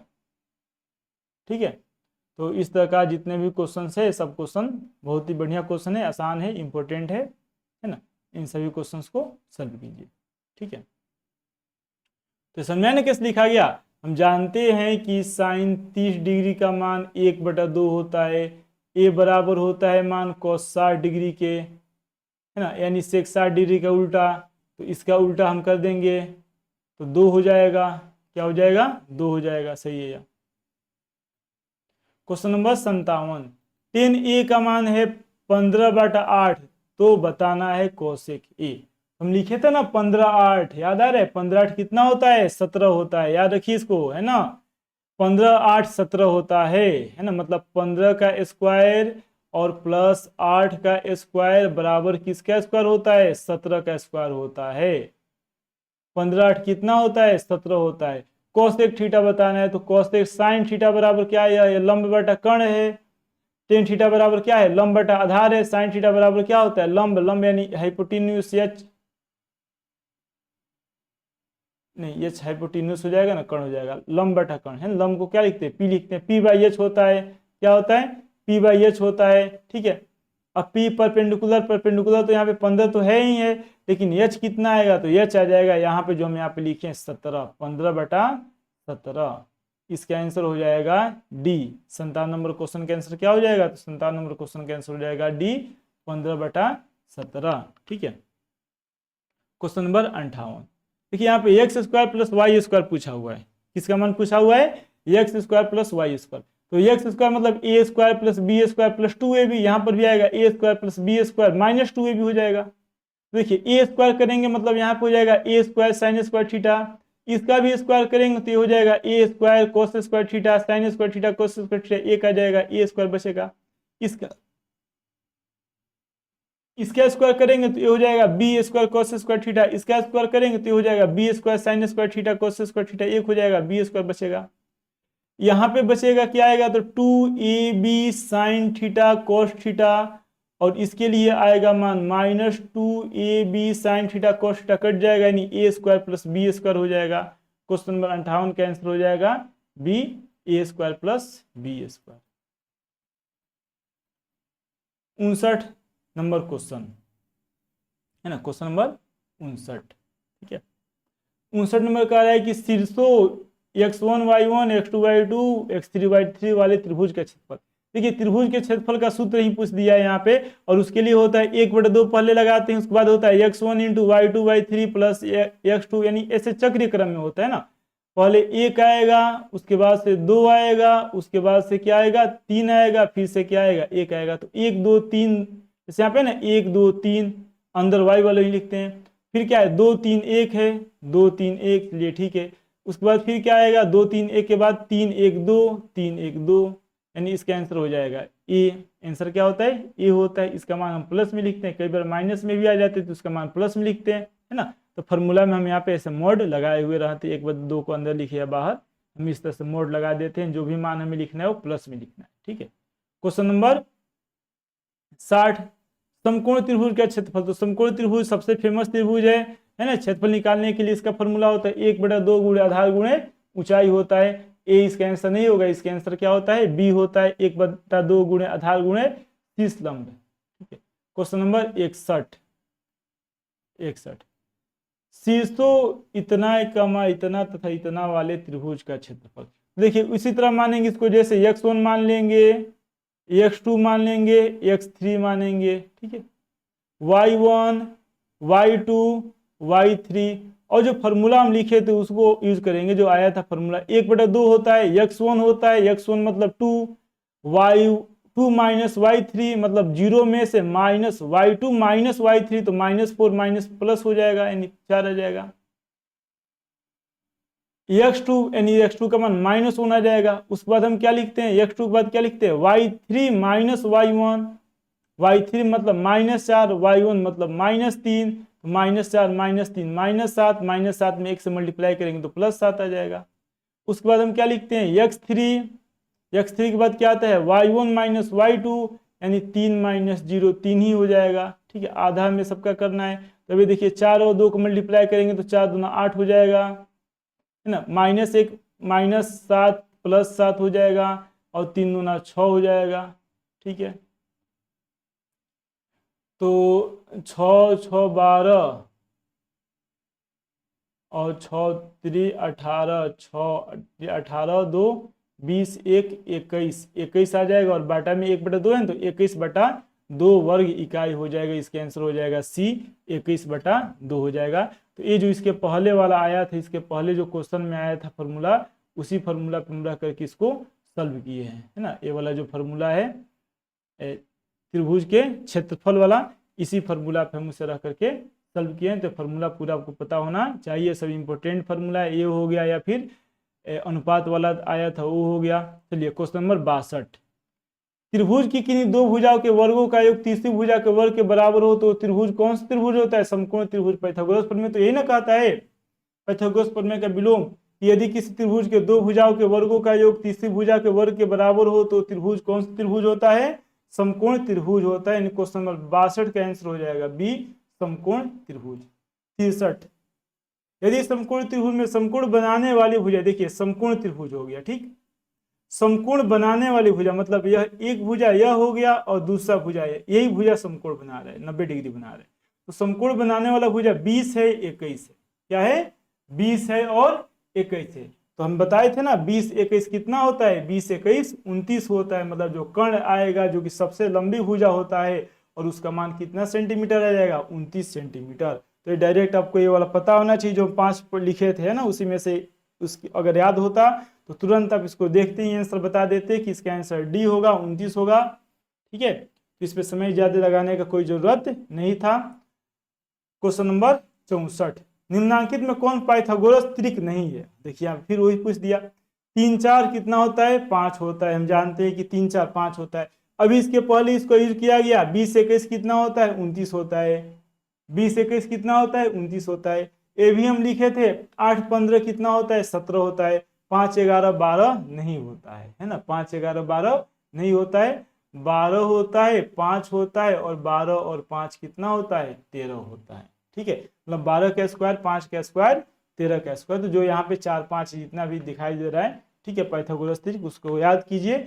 ऐसा बहुत इंपॉर्टेंट है, याद रहेगा तो क्वेश्चन कम समय में भी सॉल्व होगा, समय का भी बचत होगा, है ना, गलती होने का भी संभावना बिल्कुल ही नहीं रहेगा। ठीक है, 65 यहाँ पे है, और इसमें पूछा है कि ए सी बटा बी सी। देखिए एक त्रिभुज है ए बी सी, एक त्रिभुज कौन सा है?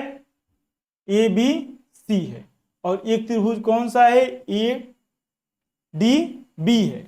और A B C A D B में यहाँ पे ए सी बटा बी सी, तो ये तो स्पष्ट हो जा रहा है कि ए सी बी सी इसी त्रिभुज का बात किया गया है। इसमें पहले ए सी को लिखा गया, पहले किसको लिखा गया? ए सी को लिखा गया। उसके बाद किसको लिखा गया? तो उसके बाद बी सी को लिखा गया। पहले ए सी है ना, मतलब शुरू लास्ट। उसी तरह यहाँ पे पहले हम क्या लिखेंगे? ए बी लिखेंगे फर्स्ट नंबर। सेकेंड नंबर में क्या लिखा गया है? बटा में मतलब क्या लिखा गया है? B C. बी सी मतलब बीच वाला लास्ट वाला, तो यहाँ पे हो जाएगा डी बी। दूसरे नंबर पे लिखेंगे मतलब बटा में लिखेंगे डी बी, तो ए बी बटा डी बी होगा, है ना, ए बी बटा डी बी। ठीक है, तो यहाँ पे देखिए ऑप्शन में किस तरह दिया हुआ है, ए बी है, ठीक है, ए बी बाटा यहाँ पे है नहीं, ये दोनों में ए बी बाटा है। ए बी बाटा क्या आया है? डी बी आया है। बी डी कही है, डी बी एक ही बात है, ए डी होगा नहीं, यानी क्वेश्चन नंबर 65 कैंसिल होगा एक। जो भी समरूप वाला आता है उसको बताना बहुत ईजी होता है, बहुत सिंपल होता है ना, अगर आप बढ़िया से पढ़िएगा तो क्वेश्चन हमको नहीं लग रहा है कोई एग्जाम में छूटेगा। और जितने भी क्वेश्चन है वो सब प्रीवियस ईयर का ही पूछा रहा है इस समय। बहुत सिंपल पेपर बना दिया गया है, ठीक है, बहुत आसान है पेपर। चलिए क्वेश्चन नंबर 66, बाह्य किसी बाह्य बिंदु से एक वृत्त पर अधिकतम, तो याद रखिएगा जैसे मान लीजिए वृत्त हो गया, क्या हो गया? या वृत्त, यहाँ पे कोई बिंदु है तो केवल दो स्पर्श रेखा। स्पर्श रेखा का मतलब क्या होता है? जो स्पर्श करते हुए जाए, या जो एक बिंदु से होकर के जाए किसी वक्र के। जैसे यहाँ पे बाह्य बिंदु है और इससे स्पर्श रेखा खींचना है, तो एक स्पर्श रेखा यहाँ से इसको स्पर्श करेगा, और दूसरा हम इस साइड से खींच सकते हैं, यानी यहाँ से मान लीजिए होके जा रहे, यहाँ पे स्पर्श कर रहा है। तो केवल स्पर्श करने का दो ही संभावना होता है, जो एक बिंदु से होकर के जाए, इसलिए इसका आंसर होता है 2। केवल कितने स्पर्श रेखा खींचा जा सकता है? अधिकतम कितने खींचा जा सकता है? तो अधिकतम 2 स्पर्श रेखा ही खींचा जा सकता है, 2 से अधिकतम स्पर्श रेखा नहीं खींचा जा सकता है ना, 2 से अधिकतम स्पर्श रेखा नहीं खींच। 67 नंबर क्वेश्चन, अर्धवृत्त की परिमिति। देखिए यहाँ पे हम जानते हैं कि वृत्त की परिमिति होता है 2 पाई आर, तो अर्धवृत्त इसका आधा कर दिया गया तो मल्टीप्लाई होगा, 2 से 2 कट जाएगा, आधा हो जाएगा पाई आर पे टिक लगा दिया गया है ना। लेकिन ये गलत है, लेकिन ये गलत है, पाई आर नहीं होगा। परिमिति पूछ दिया है, अर्धवृत्त की परिमिति। सबसे पहले जो हम अर्धवृत्त बनाते हो, अर्धवृत्त कुछ इस तरह होता है, आधा वृत्त, पूरा पूरा इस तरह से होता है ना। इसको हम और अच्छा से थोड़ा बनाने का प्रयास कर रहे हैं, ठीक है। पूरा यह इस तरह से होता है, और ये आधा हो गया। तो क्वेश्चन में अर्धवृत्त, ये पूरा जो लंबाई होता है टोटल एक चक्कर, तो ए बराबर होता है 2 पाई आर के, तो आधा बराबर होगा पाई आर। आधा मतलब क्या? ए से मान लीजिए से आ रहा है, ए से कहां तक आया? बी तक आया। ए से कहां तक आया? बी तक आया। तो ए से बी तक का जो लंबाई है, ए से बी तक का क्या है? ए वाला जो लंबाई, वो तो पाई आर है। लेकिन अर्धवृत्त में क्या होता है? अर्धवृत्त में ए वाला भी भाग जुड़ गया रहता है, जो ए से केंद्र होते हुए बी तक जा रहा है। ए से कहां तक जा रहा है? बी तक जा रहा है। और ए वाला आर होता है केंद्र से दूरी, मतलब ए वाला जो दूरी होता है वो कितना आर होता है? 2 आर होता है। तो याद रखिएगा अर्धवृत्त में पाई आर तो आएगा ही आएगा, पाई आर तो होगा, प्लस एक्स्ट्रा में कितना जुड़ जाएगा? तो प्लस एक्स्ट्रा में जुड़ जाता है 2 आर, यानी ये होता है पाई आर प्लस 2 आर। तो क्वेश्चन नंबर 67 का आंसर याद रखिएगा, अर्धवृत्त की परिमिति कितना होता है? तो पाई आर प्लस 2 आर। ठीक है, 68, 7 सेंटीमीटर त्रिज्या वाले गोला का संपूर्ण पृष्ठ क्षेत्रफल होता है 4 पाई आर स्क्वायर। 4 होगा अपने जगह पे, पाई का मान 22/7 है, आर स्क्वायर तो वही तो त्रिज्या दिया है ना 7 है, 7 सेंटीमीटर में, तो 7 गुणे 7, एक साथ से एक साथ कट जाएगा, ठीक है। 7 चौका 28 होगा, है ना, 7 चौका 28 हो जाएगा, ठीक है। और 28, 28 में किससे गुणा करेंगे? 28 में गुणा करेंगे 22 से, तो सिंपल है 22 से गुणा करना, या फिर 14 दूना 28, 14 दूना 28, 14 तिया 42 और 14 चौका 56, या फिर इसमें 2 से गुणा कीजिए, 11 से मल्टीप्लाई कीजिए ना, 5 6 11 के खांसले 1 5 1 6, 616 सेंटीमीटर स्क्वायर आ जाएगा। क्वेश्चन नंबर 68 कैंसिल हो जाएगा डी। फॉर्मूला क्या होता है? तो फॉर्मूला होता है 4 पाई आर स्क्वायर। फॉर्मूला क्या होता है? फॉर्मूला होता है 4 पाई आर स्क्वायर। ठीक है, तो यहाँ पे आर का मान दिया हुआ है, कितना दिया हुआ है? आर का मान 7 है, तो 7 गुणे 7 2 बार रखा गया, एक साथ से एक साथ कट गया है ना, और मल्टीप्लाई करेंगे आंसर आ जाएगा 616। किस में आएगा? तो हम लिखते हैं सेंटीमीटर स्क्वायर में। किस में लिखते हैं? सेंटीमीटर स्क्वायर में लिखते हैं। ठीक है, 68 69 यदि दो गोलों के पृष्ठ क्षेत्रफलों का अनुपात, किसका अनुपात? पृष्ठ क्षेत्रफल। तो ये बताइए गोला का बात किया गया है, तो गोला का क्षेत्रफल मान लीजिए एक गोला का त्रिज्या है स्मॉल आर और एक का है कैपिटल आर। ठीक है, एक गोला की त्रिज्या को हम क्या माने? स्मॉल आर, और एक गोला की त्रिज्या को हम माने कैपिटल आर। तो क्षेत्रफल का अनुपात क्या होता है? 4 पाई स्मॉल आर का स्क्वायर है ना, छोटा है, 4 पाई कैपिटल आर का स्क्वायर। तो इसका मान कह रहा है कि 9:16 है, मतलब 4 पाई से 4 पाई कटेगा। तो अगर दोनों तरफ स्क्वायर रूट किया जाए तो ऊपर तो स्मॉल आर यहाँ पे बच जाएगा है ना, रूट कट जाएगा। अगर इधर भी हम स्क्वायर करें और इधर भी हम क्या करें? स्क्वायर करें इस तरह से, तो ठीक है, रूट क्या होगा? रूट कैंसिल हो जाएगा यहाँ पे। अब ये देखिए 4 कैपिटल आर की जगह स्मॉल आर स्क्वायर है तो स्मॉल आर होगा, और कैपिटल आर स्क्वायर है तो यहाँ पे कैपिटल आर रहेगा। 9 किसका वर्ग होता है? 3 का, और 4 का वर्ग 16 होता है। ठीक है, तो ये आया किसका अनुपात आया? त्रिज्या का अनुपात आया। किसका अनुपात आया? त्रिज्या का। लेकिन पूछा है कि आयतन का अनुपात, तो आयतन क्या होता है? आयतन का अनुपात हम निकालेंगे तो आयतन होता है 4/3 पाई आर क्यू, और बटा में हो जाएगा 4/3 पाई आर क्यू, कैपिटल आर का क्यू जो पूछ रहा है। पाई से पाई, 4/3 से 4/3 कटेगा, यहाँ पे होगा स्मॉल आर बटा कैपिटल आर, स्मॉल आर बटा कैपिटल आर, इसका पावर 3। अब ये जो स्मॉल आर बटे कैपिटल आर का तो मान निकालें, इसका घन हो जाएगा। 3 का घन क्या होगा? 3 3 का 9, 9 3 27, 4 का क्या होगा? 4 चौका 16, 16 चौका 64, इसका आंसर सी आता है। चलिए मैं आप रख दे रहे हैं, 3/4 का क्या करेंगे? क्यू करेंगे। 3 का घन मतलब 3 3 का 9, 9 3 27, 4 का घन 4 चौका 16, 16 चौका 64, यानी 69 का आंसर हो जाएगा सी, 27:16। तो क्वेश्चन बहुत बढ़िया क्वेश्चन है, इंपॉर्टेंट क्वेश्चन है, बोर्ड एग्जाम में इस तरह का क्वेश्चन आया हुआ है। क्वेश्चन नंबर 70, यदि किसी गोले की त्रिज्या को 3 गुना, कितना गुना? 3 गुना कर दिया जाए तो आयतन होगा। आयतन पूछ रहा है, ये बताइए आयतन क्या होता है? 4/3 पाई आर क्यू होता है।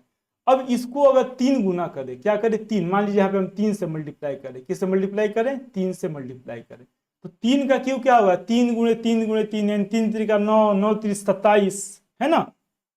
अगर क्षेत्रफल कहा जाता तो स्क्वायर होता, 3 का स्क्वायर 9 होता, तब जाकर 9 गुना हो जाता। लेकिन यहाँ पे आयतन है, आयतन मतलब 3 का 3 गुना 3r, और 3 का क्यू, तो 3 3 का 9, 9 3 27, इसका आंसर हो जाएगा सी, 27 गुना हो जाता है ना। कितना गुना हो जाएगा?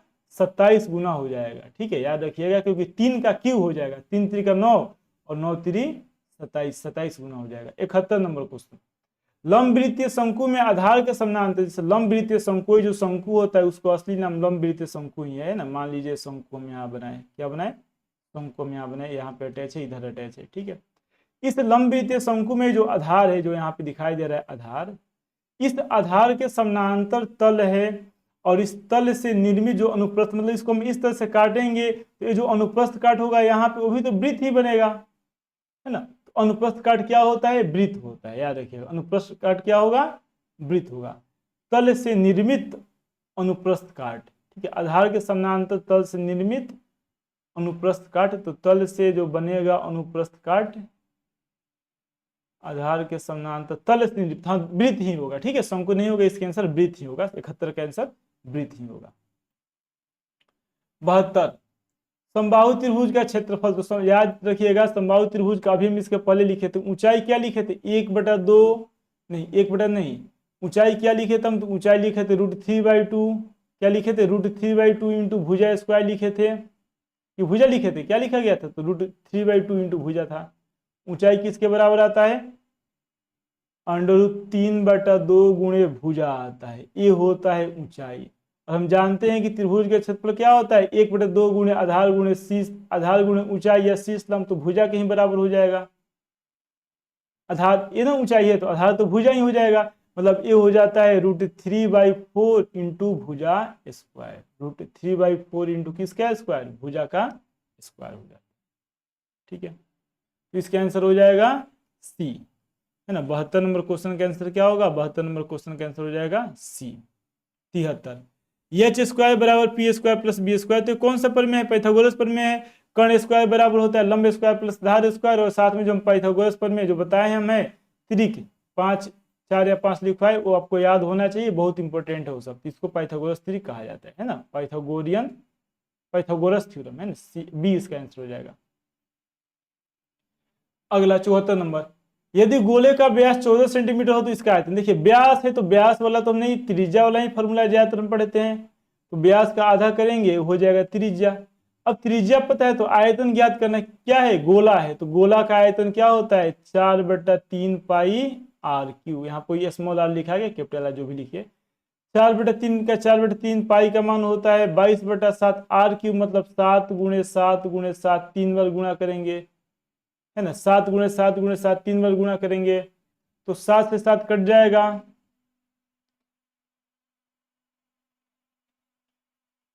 7 से 7 क्या हो जाएगा, एक 7 से एक 7 कट जाएगा, 7 में 7 से गुणा करेंगे 49 हो जाएगा, 7 में 7 से गुणा करेंगे तो क्या हो जाएगा 49 होगा। अब हमें किसका किसका मल्टीप्लाई करना है, तो 49 बचा 22 बचा 4 बचा, है ना, यानी इसका मल्टीप्लाई कर रहे हैं और आप भी मल्टीप्लाई कीजिए। तो वैसे तो सिंपल है, यहाँ पे 11 दूना 22 8 हो जाएगा, ठीक है, 8 22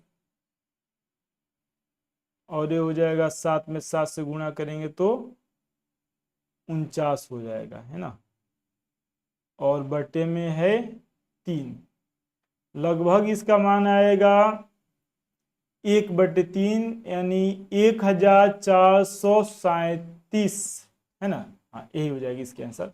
74 का आंसर हो जाएगा सी, 1437 पूर्णांक 1/3, इसे सॉल्व कीजिएगा और देखिएगा इतना आ रहा है कि नहीं, आ क्या रहा है इतना ही आएगा, ठीक है, इसमें कोई गलती नहीं है। क्वेश्चन नंबर 75, वर्ग अंतराल में 40 से 50 का संचयी बारंबारता पूछा है, 40 से 50, इसका मतलब जितने इसके पहले का है सबको जोड़ेंगे, है ना, तो 5 4 9 और 9 18, 18 7 तो 5 2 7, 18 2 20 5 25, यानी इसके पहले वाला जितना भी है सबको जोड़ने पे आ रहा है 25, कितना आ रहा है 25 आ रहा है, इसलिए क्वेश्चन नंबर 75 का आंसर हो जाएगा डी 25। क्वेश्चन 75 का आंसर क्या होगा, डी होगा 25 के बराबर। 76 नंबर क्वेश्चन, 8 अभाज्य संख्याओं की माध्यिका, ठीक है, देखिए 8 यहाँ पे संख्या है, पहले तुम संख्या लिख रहे हैं, माध्य माध्यिका बहुलक ना, इंपॉर्टेंट चैप्टर है, ये बहुत छोटा चैप्टर है, ठीक है, और इसमें ऑब्जेक्टिव जो आता है वो सब पता आपको होना चाहिए। जैसे माध्य अभाज्य संख्या, तो एक न तो भाज्य न तो अभाज्य, सबसे छोटा अभाज्य संख्या 2 होता है, उसके बाद 3 आता है, 4 नहीं होता है, 5 होता है, ठीक है, 6 नहीं होगा 7 होगा, 8 नहीं होता है, 9 नहीं होता है, 10 नहीं होता है, 11 होता है, 12 नहीं होगा, 13 होगा, 14 भी नहीं होगा, 15 भी नहीं होगा, 16 भी नहीं होगा, 17 होगा, कितना हो गया 2 2 4 2 6 1 7 17, 18 भी नहीं होगा 19 हो जाएगा, है ना। अब इसका माध्यिका पूछा है, देखिए इधर से 4 अंक अलग किए तो इधर से भी 4 अलग हो जा रहा है, मतलब हमें क्या करना है 7 और 11 को जोड़ के 2 से भाग दे देंगे, 11 7, 11 और 7 1 8 18, 18/2 मतलब कितना आ जाएगा 9 आ जाएगा, है ना। क्वेश्चन नंबर 76 76 का आंसर हो जाएगा 9, कितना आएगा माध्यिका 9 आएगा, ठीक। क्वेश्चन नंबर 77, ना क्वेश्चन नंबर कितना 77 नंबर क्वेश्चन करें कि श्रेणी से कम या श्रेणी से अधिक से विन्यास, श्रेणी से कम या श्रेणी से अधिक से विन्यास वर्ग अंतराल के द्वारा किस सांख्यिकी प्रवृत्ति, किस सांख्यिकी आकृति का निरूपण होता है, तो ये संचयी बारंबारता वक्र होता है। कौन सा वक्र होता है, संचयी बारंबारता वक्र होता है। ठीक है, तोरण का मतलब क्या होता है ना, कमेंट में बताइए। तो तोरण, तोरण क्या होता है? तोरण का मतलब तोरण, है ना। 78 नंबर क्वेश्चन। तो इसमें मान रख देंगे, जैसे 12 है, 12 अपने जगह पे है, ठीक है। साइन 60 डिग्री का मान पता होना चाहिए। साइन 60 डिग्री का मान √3/2 होता है, उसका स्क्वायर किया गया है। -3 अपने जगह पे। टेन 45 डिग्री का मान 1 होता है, 1 का स्क्वायर। तो देखिए 12 अपने जगह पे गुणा √3 है, इसका स्क्वायर होगा तो 3, और 2 का स्क्वायर हो जाएगा 4, 3, 1 का स्क्वायर 1। तो 4 से कितने बार में कटेगा? 4 से कटेगा 3 बार में, 4 3 बार, और 3 में 3 से मल्टीप्लाई करेंगे 9, 9 में से 3 घटाएंगे, 9 में से 3 घटेगा तो 6 होगा, 6 3 9, 6 हो जाएगा। यानी 78 का आंसर हो जाएगा ए। 78 का आंसर क्या होगा? तो 78 का आंसर ए हो जाएगा, 6 हो जाएगा। 79। देखिए, चलिए इसको हम यहाँ पे साइड में सॉल्व कर रहे हैं। ठीक है, देखिए 4 लिखा हुआ है यहाँ पे, है ना। ये जो मान यहाँ पे दिया हुआ है इसी को हम सॉल्व करेंगे। ठीक है, 4 अपने जगह पे आया। cos 45 डिग्री, तो cos 45 का मान कितना होता है? 1/√2 होता है। कितना होता है? 1/√2 होता है। लिख दे क्या हम यहाँ पे 2 होगा, और 1/√2 का हम क्या करेंगे? स्क्वायर करेंगे।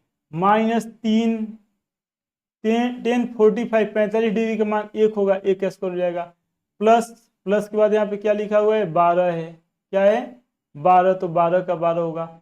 cot 45 डिग्री, ये भी 1 होता है, उसका भी स्क्वायर, तो 4, और √2 का स्क्वायर क्या हो जाएगा? तो गुणा करेंगे तो 2 हो जाएगा। 1 का स्क्वायर 1, और -3 का -3 होगा। 1 का स्क्वायर 1, 12 से गुणा करेंगे 12 हो जाएगा। 2 से कटेगा 4 2 बार में, 2 में 1 से मल्टीप्लाई करेंगे, 2 -3 + 12, 12 2 14, 14 में से 3 घटेगा 11 हो जाएगा। क्या हो जाएगा इसका आंसर? 11। यानी क्वेश्चन नंबर 79 का आंसर हो जाएगा 11। क्वेश्चन नंबर 79 का आंसर क्या हो जाएगा? बी हो जाएगा, 11 हो जाएगा, है ना। यहाँ पे पता नहीं कैसे सॉल्व किया गया है। ठीक है, ये यहाँ पे 2 रख दिया गया ना, नहीं 2 नहीं 1 होगा ना, यहाँ पर भी क्या होगा? 1 होगा, 1 का स्क्वायर किया जाएगा। ठीक है, तो जिसका भी पेपर हो गलत सॉल्व किया है।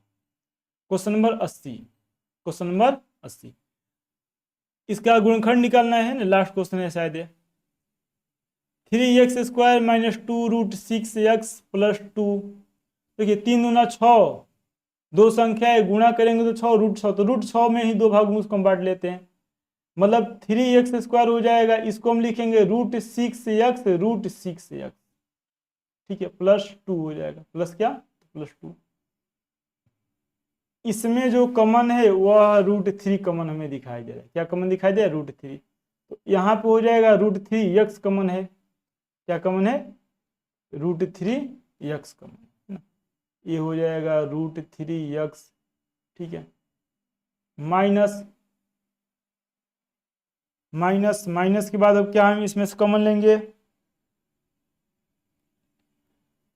तो यहाँ पे √3x है, √3x है। ठीक है, इसमें √3x कॉमन होगा तो ये बचेगा √2, और इधर भी हम √2 कॉमन लेंगे तो यहाँ पे हो जाएगा √3x - √2। √3x, तो ये हो जाएगा √3x - √2, √3x - √2। नहीं, a + b के होल स्क्वायर पे भी इसको हम सॉल्व कर दिए होते। ठीक है, तो ये हो जाएगा √3x - 2, 2 बार है तो उसका स्क्वायर हो जाएगा, √3x - √2 का स्क्वायर, इसका आंसर हो जाएगा सी। तो 80 का आंसर हो जाएगा सी, है ना। उसके बाद हम देख रहे हैं इसके बाद कौन सा क्वेश्चन दिया हुआ है। तो अब है सेक्शन बी। कौन सा सेक्शन है? बी। और सेक्शन बी का भी एक क्वेश्चन किस तरह से दिया हुआ है देख सकते हैं। इसका सॉल्यूशन हम अलग वीडियो में बनाएंगे, और इन सभी क्वेश्चंस को सॉल्व कीजिए। तो यहाँ पे मान निकालना है, तो इसमें साइन 60 डिग्री हो गया, है ना, 30 डिग्री, ये सब वैल्यू जितना भी दिया हुआ है वैल्यू सब पता होना चाहिए। इसको प्रतिस्थापन भी दीजिए, मतलब बहुत सिंपल है। एक्स का मान निकालेंगे या वाई का मान, किसी एक का मान निकाल के किसी एक में रख दीजिए, है ना।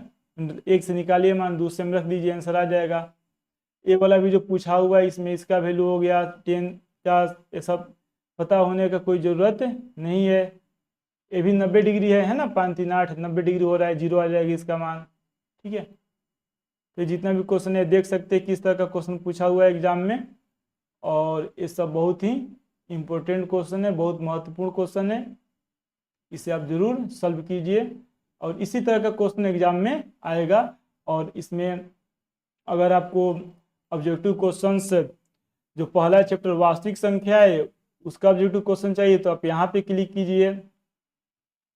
अगर वृत्त से संबंधित क्षेत्रफल का ऑब्जेक्टिव आपको पता करना है, उसमें डिटेल में बताया गया है उसका फॉर्मूला के बारे में, तो आप यहाँ पर क्लिक कीजिए, उसका वीडियो यहाँ पर है। और